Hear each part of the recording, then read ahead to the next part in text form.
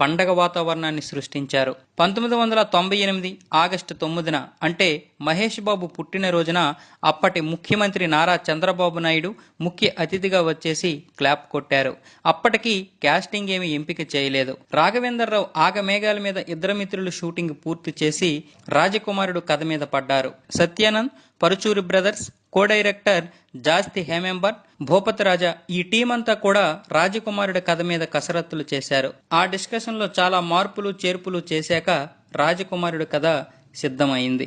Heroine గా అంజలా జావేరి అనుకున్నారు గాని ఈలోగా ప్రేమంటే ఇదేరా సినిమాలో ప్రీతి జంటాను చూసిన రాఘవేంద్రరావు ఆమెను మహేష్ కు జోడీగా ఎంపిక చేశారు. మ్యూజిక్ డైరెక్టర్ గా మణిశర్మ గారిని ఎంపిక చేశారు.